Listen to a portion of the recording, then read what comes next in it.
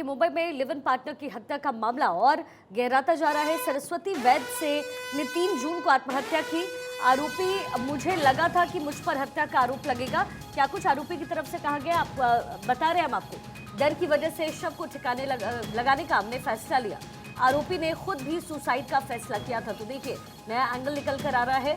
आरोपी मनोज को वारदात का फिलहाल कोई पछतावा नहीं। आरोपी ने खुद को HIV पॉजिटिव बताया है। सूत्रों के हवाले से बड़ी जानकारी, दोनों तनाव में रहते थे, सूत्रों के हवाले से बड़ी जानकारी दी गई है। तो आरोपी मनोज की तरफ से क्या कुछ बातें कही गई है पुलिस के सामने, क्या कुछ खुलासा किया है आरोपी मनोज ने, इसकी जानकारी हम आपको दे रहे हैं। दोनों तनाव में रहते थे, सूत्रों के हवाले से ये भी जानकारी कि मनोज खुद HIV पॉजिटिव था। तो जाहिर तौर पर दोनों के बीच वाद विवाद हुआ, जिसके बाद आत्महत्या उस लड़की ने की। लेकिन शव को ठिकाने लगाने के लिए मनोज ने इस बड़ी वारदात को अंजाम दिया। लेकिन फिलहाल उसे अपने करने पर कोई पछतावा नहीं है। उसने ये भी कहा कि मैं खुद सुसाइड करने वाला था। सत्यप्रकाश मेरे सहयोगी मेरे साथ जुड़ गए हैं। सत्यप्रकाश, बहुत सारी बातें निकलकर सामने आ रही है और कहा भी यही जा रहा था कि उसने मर्डर सीधा सीधा नहीं किया, लेकिन बाद में लाश को ठिकाने लगाया क्योंकि वो डरा हुआ था। कई और अहम खुलासे भी हुए हैं। HIV पॉजिटिव था, लेकिन दोनों के बीच लड़ाइयां किस बात को लेकर के होती थी, क्या इसको लेकर के जानकारी मिली? देखिए, सबसे पहले ये समझ लीजिए कि जिस तरह से मनोज की उम्र 56 साल और उसकी प्रेमिका की उम्र 32 साल है, और इसको लेकर लगातार मनोज को शक हुआ करता था कि कहीं हमारे बाद किसी और के साथ इसके संबंध न चलते हो। इस तरह की बातें बार बार सामने आ रही थी। इसी बात को लेकर मनोज बार बार झगड़ता था, क्योंकि मनोज बतौर एक राशन की दुकान में काम करता था और सुबह जाने के बाद मनोज देर रात लौटता था। इस बीच जो है मनोज को बार बार इस बात का शक होता था कि मेरे जाने के बाद कोई और उसकी सरस्वती वैद्य से मिलता तो नहीं है। इस बात को लेकर लगातार झगड़े होते थे और हत्या के पहले ही उसने जो लकड़ी काटने वाली जो मशीन लाई थी, उसे आरी कहते हैं, आरी को लाया था।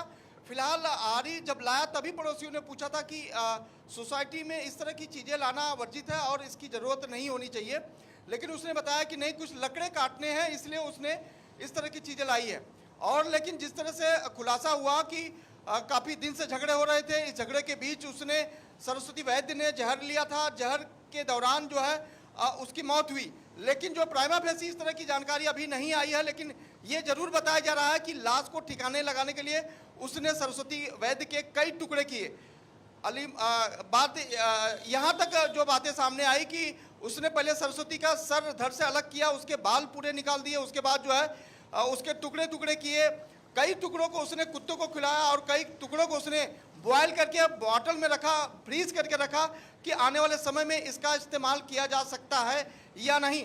लेकिन दूसरी तस्वीरें यह भी आई कि मिक्सर और ग्राइंडर में भी कुछ जो है सरस्वती के टुकड़े मिले, जो ये दर्शाता है कि मिक्सिंग में उसका मिक्स करके सत्यप्रकाश, मनोज ने जो बातें सामने रखी है उसकी तरफ से कहा गया कि वो बहुत डर गया था, लेकिन जिसके बाद एक के बाद एक जो लाश को ठिकाने के लिए वो कारनामे करता रहा, क्या वो मेंटली अनस्टेबल है? क्या इसको लेकर के भी कोई बात हुई है? क्या उसकी जांच करवाई जाएगी इस पूरे केस को लेकर? बिल्कुल, कल फॉरेंसिक टीम जो है मनोज के घर पहुंची हुई थी और फॉरेंसिक टीम ने कई दस्तावेज और कई सैंपल्स अपने हाथ में लिया है और इसकी जांच जो है लगातार की जा रही है। लेकिन जिस तरह से पुलिस ये बता रही कि जरूर इस तरह की मनोविकृति वाला व्यक्ति ही कर सकता है, ऐसे में मनोज की क्या मनोस्थिति ठीक थी या नहीं थी, इस पर जो है संदेह बरकरार है। क्योंकि पुलिस जिस तरह से जिस सिचुएशन में उसके घर में घुसने के बाद तमाम जो है सरस्वती वैद्य के पीसेस मिले, टुकड़े मिले हैं, वो कहीं न कहीं संदेह के घेरे में, इसी संदेह के जरिए ये जरूर कहा जा सकता है कि कहीं न कहीं मनोज की जो मनोस्थिति थी वो ठीक नहीं चल रही थी। हालांकि सत्यप्रकाश, चाहे किसी की मानसिक स्थिति कुछ भी हो, लेकिन इतने हीनियस क्राइम को किसी भी लिहाज से छोटा नहीं आंका जा सकता। ये वाकई विभत्स घटना है जिसमें एक शख्स अपने गुनाह को छुपाने के लिए गुनाह पर गुनाह किए जा रहा है। और क्या कुछ तथ्य अभी तक पुलिस के हाथों लगे हैं? देखिए, पुलिस लगातार तमाम जो पार्ट्स है सरस्वती के उसको खंगालने की कोशिश कर रही है कि कहाँ कहाँ गया। हालांकि फिलहाल पुलिस के हाथ में जो है सरस्वती के एक बाएं हाथ के जो पैर के जो जंघे हैं वही हाथ लगा, बाकी सारे बॉडी के पीसेस कर दिए गए हैं।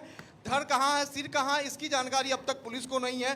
पुलिस ये जानना चाहती है कि आखिरकार जो बॉडी के पार्ट्स है कहाँ कहाँ और कितने समय में किस तरह से इसने जो है उसे निपटाने की कोशिश की है। इस पर पुलिस की जांच जरूर चल रही है, लेकिन आज माना जा रहा है कि पुलिस की एक टीम जो है मनोज साहनी जहां काम करता था राशन की दुकान में, वहां आने वाली है, इस तरह की जानकारी मिल रही है।